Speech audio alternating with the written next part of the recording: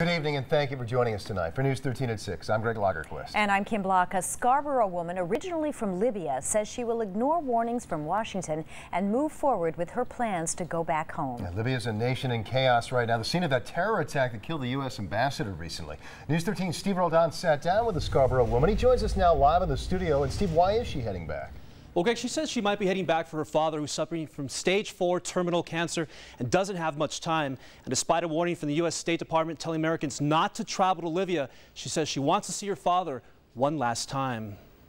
I'm sure a lot of people would do the same thing. Latifa Swiri is speaking out about her decision to go back to Libya, where her mother and brother are caring for her dying father. She was there this summer visiting family and got a chance to meet U.S. Ambassador Chris Stevens, who was killed in the September 11th attack of the U.S. consulate in Libya. Swiri didn't feel safe back then and doesn't feel entirely safe going back. There's very different dynamics going on from one city to another. Unfortunately, I'm in a city that has not had a lot of safety measures in place. Swiri isn't sure exactly when she's returning to Libya, but it could be as soon as next week.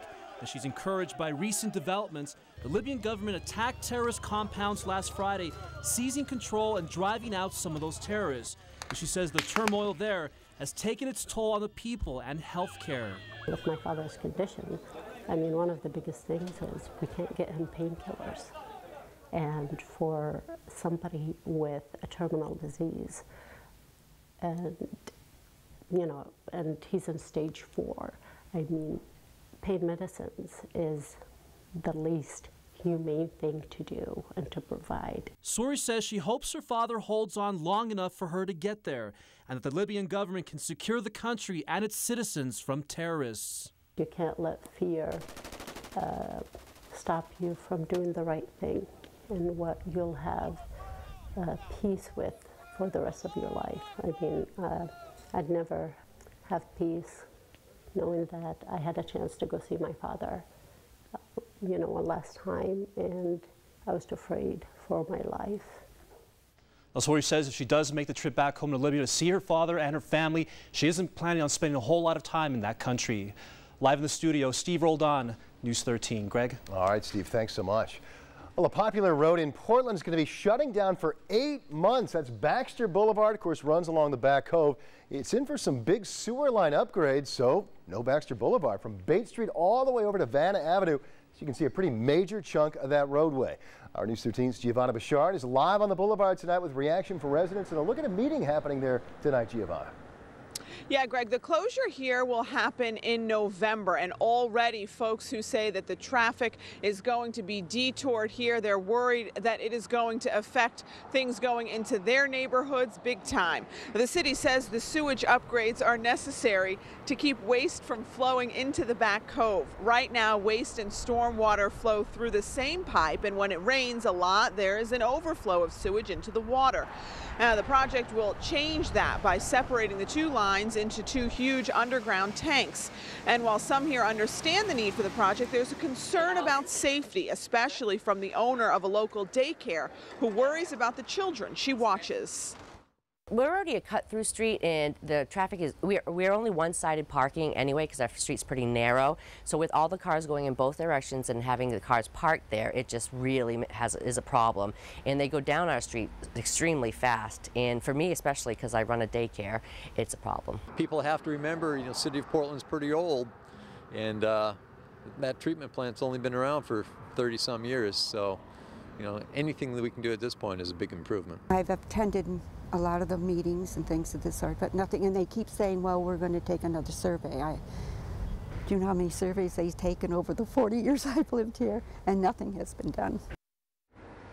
Now, while the project is a done deal, some residents say they want the city to inform people of other roads besides just the ones further back here that people will be cutting through because they're complaining that there are already cut-through roads to begin with. The city will further explain the project this evening at the Ocean Ave School at a meeting that started at 6 o'clock. We'll let you know what happens. Reporting live with the latest in Portland, Giovanna Bouchard, News 13. Kim, Greg, back to you. Yeah, big project. Thanks, Giovanna. The Franco-American Heritage Center in Lewiston is responding to some controversial comments made by the city's mayor. The group is calling those comments saddening. accept our culture, and you leave your culture at the door. Those are the comments made by Mayor Bob McDonnell in a BBC documentary. The Franco-American Heritage Center says, quote, "It's important that you not forget who you are and where you came from. And it's especially important to retain elements of one's native culture as a means of maintaining one's heritage." Fire causes heavy damage to a home in Lisbon this afternoon. It started in an attached garage at a home on Frost Street. This video shows just how much damage that fire caused. 2 vehicles were destroyed as well as the garage. There were no injuries reported. The house is not a total loss, but again, it sustained heavy damage. The city of Portland is beginning a process of hiring a consultant to conduct a full review of the city's fire department. This comes as concern is growing about the department's overtime spending, which reached more than $2 million last year. It also follows 2 accidents involving the city fireboat. Now, in contrast, the Portland Police Department spent less than $1 million in OT last year. In the end, the hope is for this consultant to come back with a staffing plan, as well as to help figure out why the department is spending more than $2 million in overtime. The city spokeswoman says this was driven by just a lack of resources. To have a fire truck or an ambulance in service, you need a minimum number of firefighters, and when we have a high number of vacancies, we don't always have that number of firefighters to respond, so that means we have to call them in on overtime. So again, Nicole Clegg saying the reasoning behind the amount of overtime is not mismanagement. Consultants have until October 16th to submit their proposals. A final report will be due back to the city by the end of March. Well, school superintendents in Saco and Biddeford say they're frustrated. Neither city can seem to pass a school budget. Both cities lost millions in state and federal funding, and the school districts are trying to figure out how to make up that difference. That could mean a tax increase, and that has taxpayers against parents right now and students. Both school districts saying they are trying to make some cuts and get the budgets passed. Former students say the situation isn't fair to the students, to the teachers, or to the taxpayers. I really appreciate what I was able to do here and the education that I received. So if they're not able to get the same, I mean, that's just not fair. Now, Saco's budget has failed twice at the ballot box, Biddeford's 3 times. Both will try again November 6th in the general election. Officials are hoping the high voter turnout may help. Tonight, police say they have solved a serious case of vandalism at 2 Bangor synagogues. 3 teens are charged in connection with graffiti incidents where swastikas were spray painted on the synagogues. Police say they tracked those teens down last night after responding to calls of somebody tagging a stop sign. Those teens face charges, including aggravated criminal mischief. Police are crediting the public's assistance with helping to catch those suspects. Now, your Weather Authority forecast with Charlie DePresti.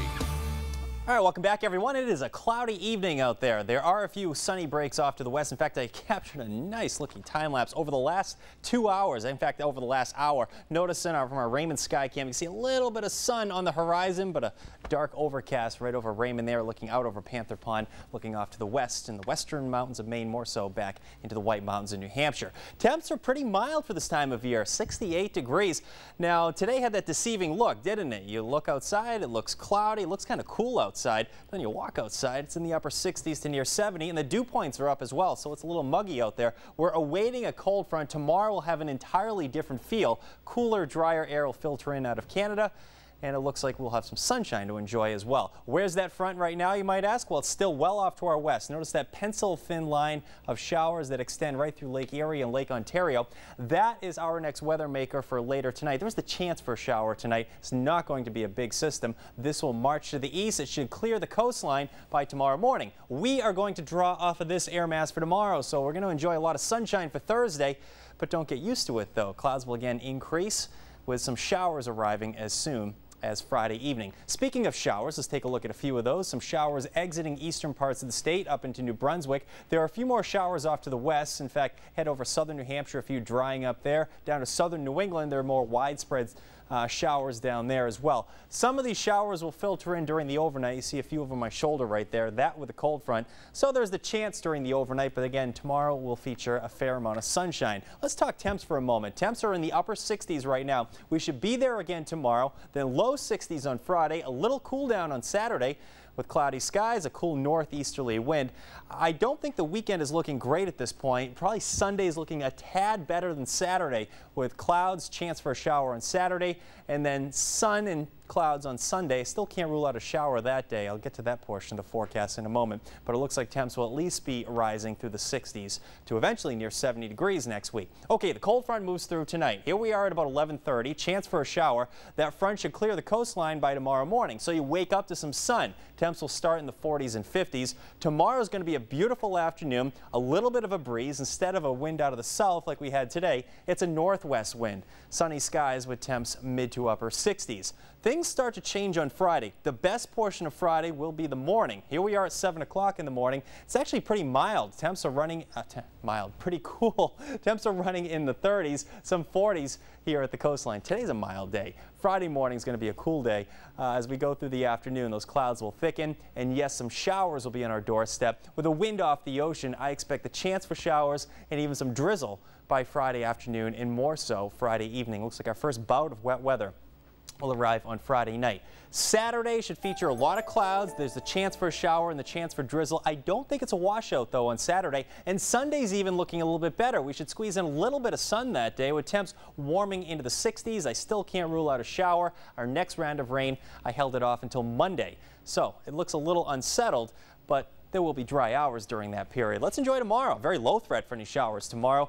In the longer range forecast heading into next week, I have another warm-up. Temps closer to 70 degrees by this time next week. Ooh, so nice. Yeah, a little something for everyone. In my foliage report from earlier at 5:30, you know, parts of Maine already reaching peak color up in northern parts of the state. So I know a lot of folks want to get outside and do some fall activities. There should be some dry hours over the weekend. A little bit. Staring at October here. I know. Soon enough. Next week. It's coming around the corner. Yeah, if we can sneak in another warm day, that'd be nice. That would be nice. Thank you, Charlie.